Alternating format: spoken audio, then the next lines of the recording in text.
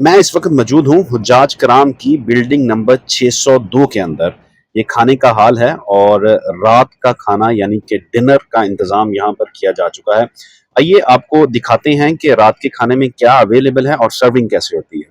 सबसे पहले आप अपनी प्लेट और ट्रे उठाएंगे और जो सर्विंग पे मौजूद लड़का है उसको अपनी ट्रे देंगे। उसमें वो अपना आपका सालन डालेगा। उसके साथ ही आगे एक काउंटर लगा होता है जहाँ पर रोटी पड़ी होती है। दो तरह की रोटी यहाँ पर अवेलेबल होती है।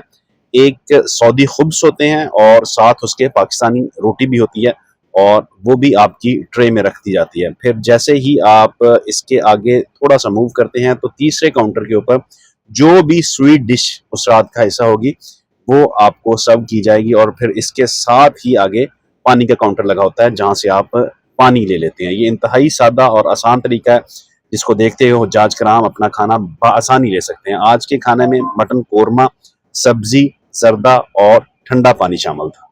बहुत शुक्रिया।